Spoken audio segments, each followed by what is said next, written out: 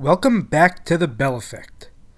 On this episode, we are thrilled to welcome back Chairman of the Association of Belltel Retirees, Jack Cohen, who was kind enough to join us in the middle of March 2020, in the middle of a global pandemic, to talk about your retirement security and to let you know that the association is still open for business. Here's my conversation with Jack. Jack, thanks for joining us. We're recording this conversation over Skype right now. Yes.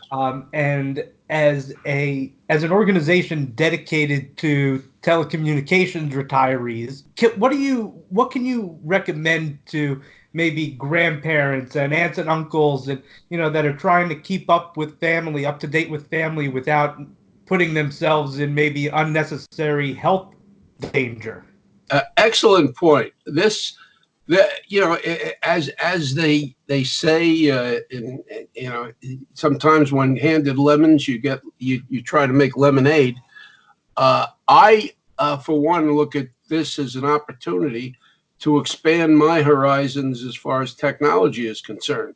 Nothing opens up the rest of the world like access through the computer. I would encourage all of our members, obviously, the people who are listening to this podcast probably don't need as much encouragement, but certainly everyone who is listening and watching this podcast they all have friends and ex-colleagues who are less prone to technology. I know I always kid around that we had to be dragged into the 21st century kicking and screaming. But this affords an opportunity to not only get information from the outside world and be able to communicate with people who maybe you're not used to communicating with, your grandchildren. I mean, this is just last night, I had FaceTime conversations with our two granddaughters. And that was a wonderful thing. So I would encourage all of my contemporaries, okay, to bite the bullet and try to get into this technology. We don't know how long we were going to be hunkering down this way. Take advantage of this as an opportunity, and it will serve you well. Now, let's get into the business a little bit, because I think that people are probably rightfully concerned about their healthcare. We're going through a global pandemic with COVID-19.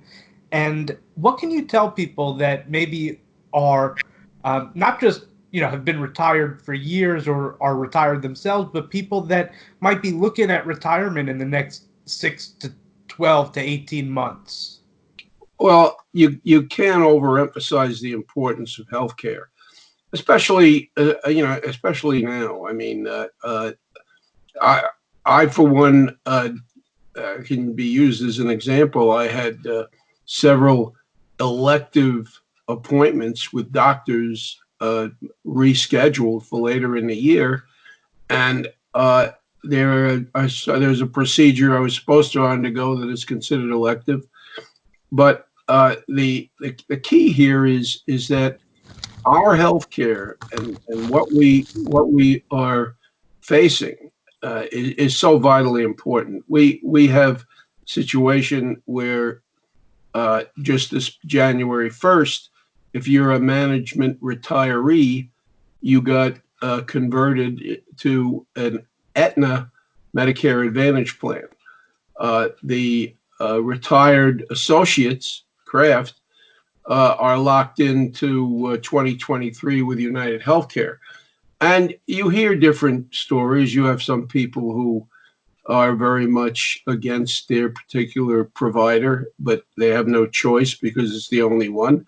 And you have others who would are applauding their healthcare provider day after day. When we attend our meetings, there's always a controversy. There are some people who are very unhappy. There are other people who are happy.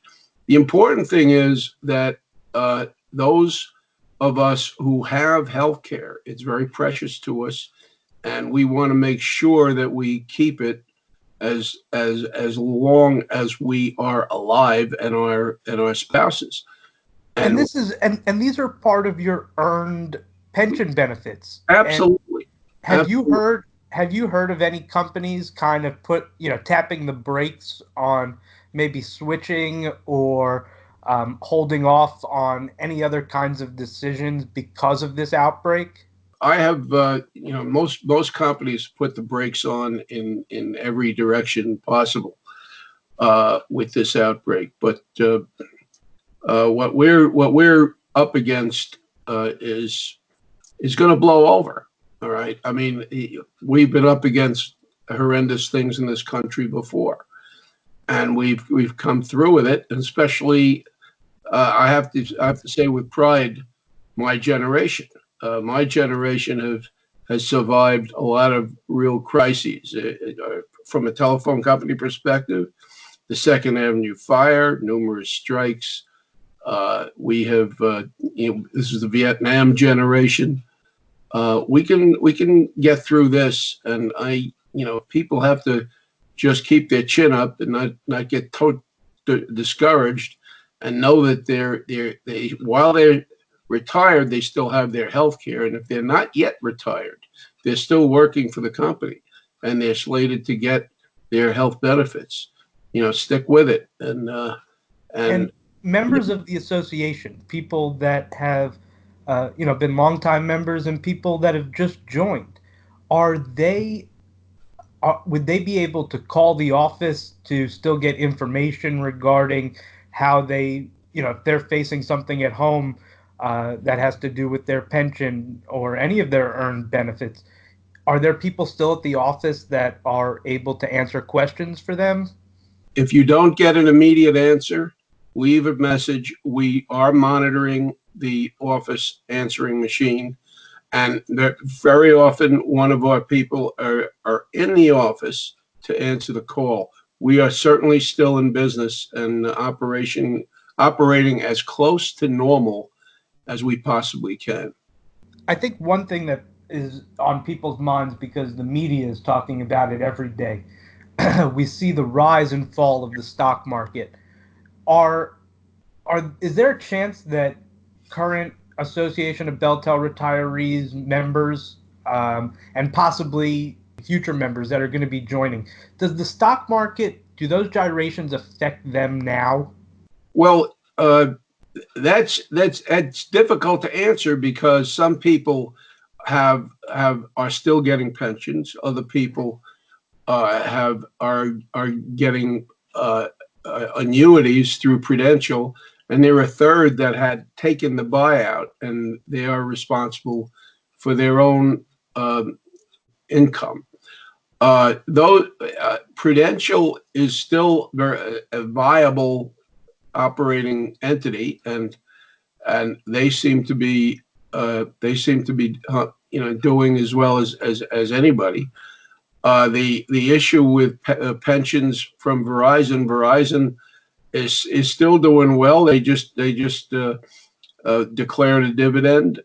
They're still scheduling their shareholders meeting out in San Diego. We don't know whether that will be a virtual meeting or not, but I think we have to roll with the punches. If you listen to the pundits, and I could only express my own opinion and what I'm doing.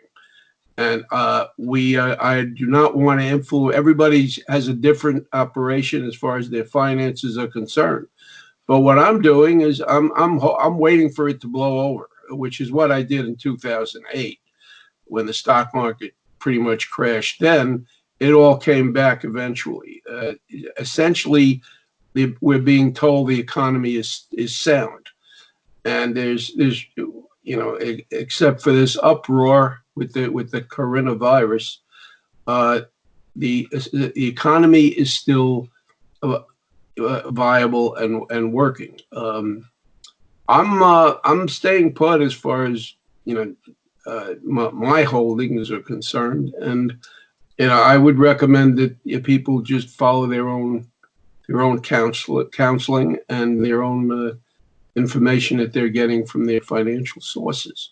And I think that's really important because their financial advisors may not be their contemporaries, but to hear it come from the chairman of an association that they've belonged to perhaps for decades at this point, I think that's very reassuring to some people.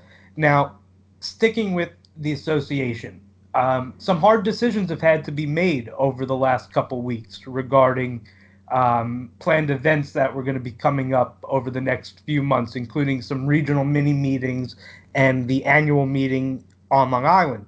Tell us a little bit about your thoughts and what's going to be happening with those. Well, uh, primary in our decision, and this goes back to our own our own past as Bell System people, safety first. Okay, our primary consideration has got to be the health and well-being of our members, and it was a tough decision, and it was not a tough decision.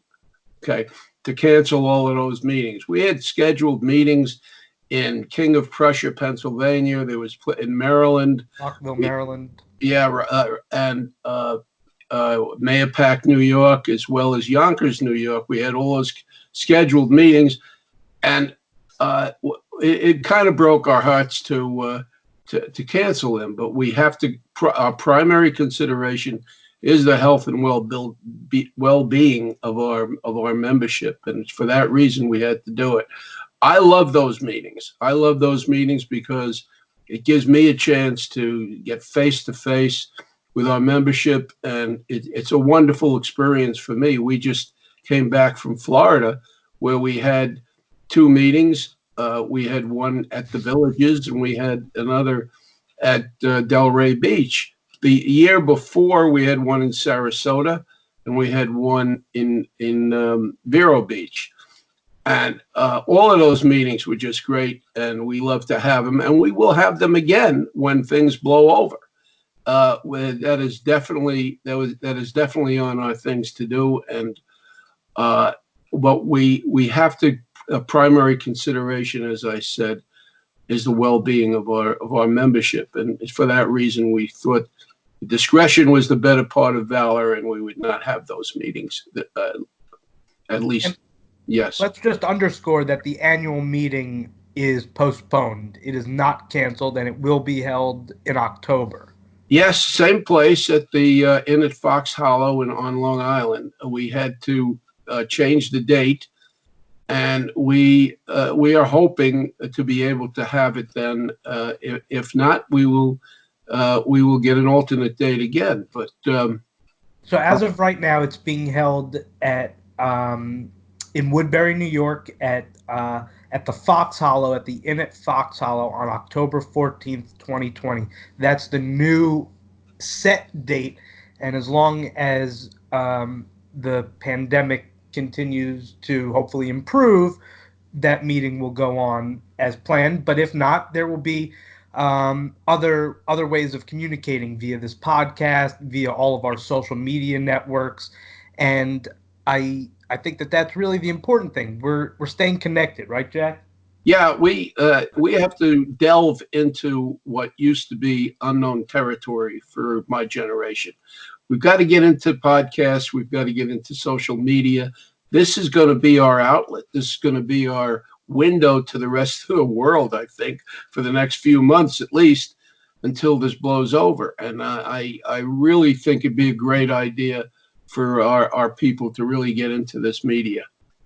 Yeah, and I think that this also serves as a great medium for potentially hosting virtual regional mini meetings, where select people can be invited outside of the board and can still participate and feel like they're not alone. I'm sure there are people out there that are alone through all this, and that can't be easy for them. No, no. As a matter of fact, in my next podcast, I hope to speak more about some things that are going on with our healthcare, and there's a kind of a contrast going on between Massachusetts and the Villages with regard to United Healthcare and Aetna, and I want to delve into that with our membership and talk about some of the things that we may want to be aware of for the future. That sounds good. And I just want to give you one more opportunity to kind of, if the association is looking for people to get involved, either, in person, virtually, or even just monetarily, the floor is yours. Yes, I'd like to encourage people to volunteer to do podcasts. I mean, our membership is a relative treasure chest of memories and information that Yeah. I'm sure they would like to share with everybody. And this is a golden opportunity. And I think, Brian, if you would tell people how they can contact us and give us their information so we can contact them. Absolutely. I think that's easy for me to do. We have social media, we have the website, and we'll post all the links to pages where people could get involved, as well as just send a tax deductible donation if they're feeling like they want to help keep the association going, especially during this time. That's very important because we are persevering and we are continuing, but we cannot do so without your continued support. And you've been very good to us in the past, but we that has to continue for us to continue. And uh, it, with that, I'll pretty much end it with Jack, I got you. I really appreciate you coming on. I want to just wish you lots of health and stay safe out there. And we'll talk to you again soon. very good, excellent. Thank you, All Brian. right, Jack. Thank you so much. Right, bye bye. Bye bye. Jack, thanks again for joining us. That was an informative conversation, and I think the members and potential members will have found it to be very useful. If you have any questions for the association, don't hesitate to call toll free at 1 800 261 9222 or email association@beltelretirees.org. You can also visit the website beltelretirees.org. Welcome back to the Bell Effect.